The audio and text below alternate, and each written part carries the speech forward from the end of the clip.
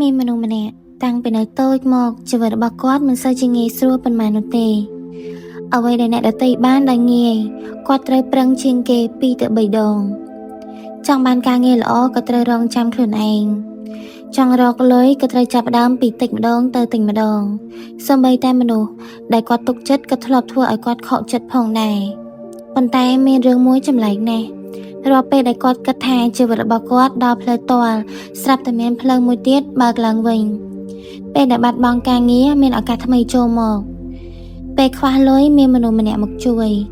ពេលគិតថាខ្លួនឯងជ្រើសរើសខុសក្រោយមកទើបដឹងថារឿងដែលខ្លួនឯងធ្លាប់បាត់បង់ប្រហែលជាមិនមែនជារឿងដែលត្រូវរក្សាទុកនោះទេមនុស្សដែលមានវាសនាមិនមែនមានន័យថាជីវិតរបស់ពួកគេមិនដែលជួបការលំបាកនោះទេ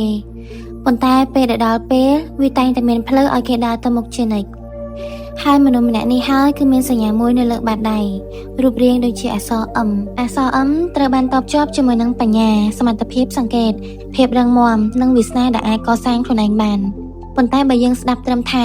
មានអក្សរ M នៅក្នុងបាតដៃស្មើនឹងជាអ្នកមាននោះគឺវាខ្លីពេកពីព្រោះអ្វីដែលគួរឲ្យចាប់អារម្មណ៍នោះគឺមិនមែនអក្សរ M តែមួយនោះទេប៉ុន្តែគឺជីវិតរបស់មនុស្សដែលមានសញ្ញាមួយនេះមនុស្សដែលមានសញ្ញា M នៅបាតដៃត្រូវរៀនពីជីវិតមុននឹងទទួលបានលាភមានមនុស្សខ្លះកើតមកមានអ្វីៗគ្រប់យ៉ាងប៉ុន្តែមានមនុស្សមួយចំនួនតូចឬក៏មនុស្សមួយចំនួនត្រូវដើរផ្លូវវែងជាងគេបន្តិចគេចាប់ផ្ដើមពីតិចហើយរៀនពីតិចនោះទៅរៀនថាលុយមិនងាយនឹងរកបានរៀនថា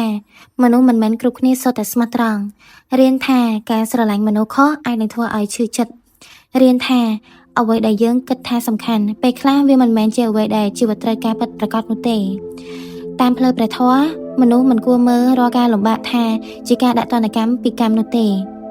ពីព្រោះពេលខ្លះការលំបាកគឺជាគ្រូ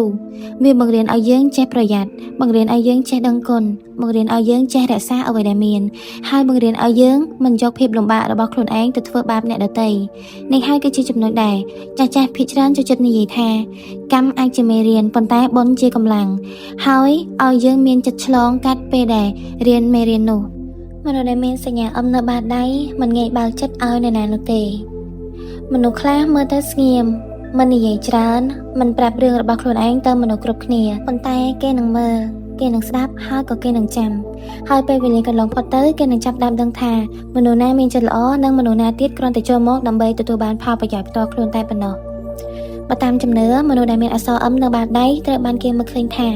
មានទំនោរជាមនុស្សដែលពូកែសង្កេតនិងប្រើបទពិសោធន៍មុននឹងទុកចិត្តនរណាម្នាក់ប៉ុន្តែមានរឿងមួយដែលអ្នកមានសមត្ថភាពបែបនេះត្រូវប្រុងប្រយ័ត្នផងដែរកុំឲ្យការឈឺចាប់ពីអតីតកាលធ្វើឲ្យអ្នកមិនជឿទៅលើមនុស្សល្អនៅថ្ងៃទៅមុខទៀតពីព្រោះការប្រុងប្រយ័ត្នគឺជាបញ្ញាប៉ុន្តែការដែលមិនអាចអភ័យទោសនិងមិនអាចទុកចិត្តនរណាបានក៏ក្លាយទៅជាបន្ទុករបស់ចិត្តខ្លួនឯងដូចគ្នាវាសនាខាងទ្រព្យសម្បត្តិរបស់មនុស្សដែលមានអក្សរ M នៅបាតដៃមិនមែនជាទ្រព្យដែលធ្លាក់មកពីលើមេឃនោះទេបើតាមជំនឿមនុស្សមានអក្សរ M ខ្លះអាចនឹងមានទំនោរចង់កសាងអ្វីមួយដោយខ្លួនឯង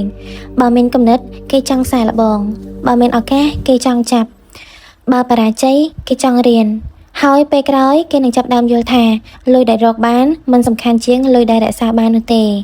មនុស្សដែលធ្លាប់ខ្វះខាតជាច្រើនដងនឹងយល់ពីតម្លៃរបស់ទ្រព្យសម្បត្តិល្អជាងមនុស្សដែលមិនធ្លាប់ខ្វះខាតដូច្នេះបើថ្ងៃណាមួយវាសនារបស់គេបើកឡើងហើយទ្រព្យសម្បត្តិក៏អាចកើតឡើងតាមលំដាប់លំដោយផងដែរមិនចាំបាច់ខ្លាចទៅជាអ្នកមានក្នុងមួយយប់នោះទេតែជីវិតអាចនឹងចាប់ផ្ដើមមានស្ថិរភាពជាងមុននេះហើយគឺជាលាភដែលមានតម្លៃបំផុតប៉ុន្តែពេលដែលវាសនាចាប់ផ្ដើមឡើងសូមកុំឲ្យចិត្តធ្លាក់ចុះនេះគឺជារឿងដែលគួរឲ្យប្រុងប្រយ័ត្នបំផុតពេលដែលមនុស្សម្នាក់ចាប់ផ្ដើមមានលុយមានអំណាចមានមនុស្សដែលគេគោរពឬក៏មានអ្នកគោរពគ្រប់គ្នាចិត្តអាចនឹងផ្លាស់ប្ដូរពីមនុស្សដែលធ្លាប់យល់ពីអ្នកដទៃអាចក្លាយទៅជាមនុស្សដែលមើលងាយអ្នកដទៃពីមនុស្សដែលធ្លាប់ដឹងគុណអាចក្លាយទៅជាមនុស្សដែលភ្លេចអ្នកជួយខ្លួនឯងហើយនៅពេលនោះទោះមានទ្រព្យច្រើនប៉ុណ្ណាក៏ដោយក៏មិនអាចធានាថាចិត្តនឹងមានសេចក្តីសុខបានដែរដូច្នេះហើយបើសិនជាអ្នកជឿថាអក្សរ M គឺជាសញ្ញានៃវាសនាល្អសូមថែរក្សាចិត្តខ្លួនឯងឲ្យបានល្អជាងរក្សារូបសញ្ញានៅលើបាតដៃពីព្រោះសញ្ញាមួយនេះអាចនៅលើបាតដៃប៉ុន្តែកម្មគឺនៅក្នុងអំពើមនុស្សម្នាក់ដែលមានអក្សរ M នៅបាតដៃប៉ុន្តែវាសនាមិនមែនបើកភ្លាមនោះទេហើយកុំគិតថាបើសិនជាអ្នកមានអក្សរ M នៅបាតដៃតែជីវិតអ្នកនៅតែលំបាកមានន័យថាមិនជឿទាំងស្រុងនោះមិនមែនទេពីព្រោះនៅក្នុងរឿងវាសនា មានពាក្យមួយដែលចាស់ៗតែងតែនិយាយជាញឹកញាប់ថាផ្កាខ្លះរីកមុនផ្កាខ្លះរីកក្រោយប៉ុន្តែផ្កាទាំងអស់មិនចាំបាច់រីកនៅក្នុងថ្ងៃតែមួយនោះទេមនុស្សក៏ដូចគ្នាអ្នកខ្លះគេជោគជ័យនៅវ័យក្មេងអ្នកខ្លះគេត្រូវរងចាំអ្នកខ្លះគេត្រូវបាត់បង់មុនទើបរកឃើញអ្វីដែលស័ក្តិសមជាមួយនឹងខ្លួនឯង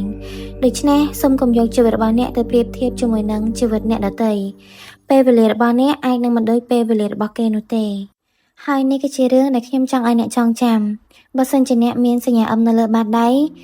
សូមកុំយកវាទៅគិតថាខ្ញុំនឹងមានសំណាងជាងគេចូលគិតថាប្រសិនបើវាសនារបស់ខ្ញុំមានអ្វីៗដែលល្អឡើងវិញឬក៏អ្វីៗដែលល្អ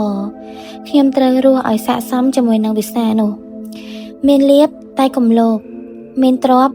សូមកុំមើលងាយអ្នកក្រមានឱកាសសូមកុំយកទៅបោកប្រាស់គេមានអ្នកជួយចូលដឹងគុណមានសមត្ថភាពចូលប្រើវាជួយអ្នកដទៃពីព្រោះបុណ្យដែលយើងធ្លាប់កសាងមកវាអាចនឹងជាហេតុល្អមួយប៉ុន្តែអំពើដែលយើងកំពុងតែធ្វើជារៀងរាល់ថ្ងៃក៏កំពុងតែសរសេរជីវិតរបស់យើងនៅពេលអនាគតផងដែរបើសិនមកអ្នកទាំងអស់គ្នាបើកបាតដៃហើយឃើញអក្សរអឹមនៅលើបាតដៃសូមកុំប្រញាប់សួរថាតើខ្ញុំនឹងមានលុយប៉ុន្មានហើយមានលុយនៅពេលណាសាកសួរខ្លួនឯងវិញថាតើខ្ញុំកំពុងកសាងអ្វីសម្រាប់ថ្ងៃអនាគតពីព្រោះជីវិតមនុស្សមិនអាចវាស់បានដោយសារតែសញ្ញាបាតដៃតែមួយមុខនោះទេប៉ុន្តែសញ្ញាមួយអាចធ្វើឲ្យយើងឈប់សួរខ្លួនឯងទៀតថាតើយើងកំពុងតែដើរផ្លូវណាតើយើងកំពុងតែធ្វើល្អឬកំពុងតែធ្វើអ្វីដែលថ្ងៃក្រោយយើងនឹងស្ដាយក្រោយពីព្រោះបាតដៃអាចបង្ហាញសញ្ញាប៉ុន្តែអំពើរបស់យើងគឺជាអ្នកបង្កើតហេតុបុណ្យអាចនឹងជួយបើកផ្លូវកម្មអាចនឹងបង្រៀនយើងពីវាសនាដែលអាចផ្ដល់ឱកាសប៉ុន្តែជំហានដែលយើងដើរគឺនៅតែជាយើងអ្នកនាំផ្លូវខ្លួនឯងដូច្នេះប្រសិនបើអ្នកមានអក្សរអឹមនៅលើបាតដៃសូមគម្រោងចាំតែទ្រព្យចូលសាងបុណ្យគម្រោងចាំតែសំណាងចូលសាងហេតុល្អហើយកុំខ្លាចថាជីវិតរបស់អ្នកអាចនឹងយឺតជាងអ្នកដទៃពីព្រោះវាសនារបស់មនុស្សម្នាក់ៗមានពេលវេលារបស់វារៀងៗខ្លួនសូមឲ្យអ្នកដែលមានអក្សរអឹមទាំងអស់គ្នាមានបញ្ញាដើម្បីសម្គាល់លៀបមានសិលដើម្បីរក្សាលៀបនិងមានបុណ្យដើម្បីឲ្យជីវិតមានពន្លឺមិនមែនត្រឹមតែមានទ្រព្យប៉ុន្តែមានសេចក្តីសុខផងដែរសូមអរគុណអ្នកទាំងអស់គ្នាដែលបានស្ដាប់Channel Jupiter របស់យើងរហូតដល់ចប់សូមឲ្យអ្នកទាំងអស់គ្នាមានសំណាងអស់មួយជីវិតហើយការទូទាយក៏ដូចជាការសម្ដែងរបស់យើងតើត្រូវជាមួយនឹងបុគ្គលិកលក្ខណៈរបស់អ្នកទាំងអស់គ្នាដែលមានអក្សរអឹមនៅលើបាតដៃដែរឬទេកុំភ្លេចចូលរួម comment ក៏ដូចជា Subscribe អ្នកមួយដើម្បីទទួលបាននៅវីដេអូបន្តទៀតអរគុណអ្នកទាំងអស់គ្នា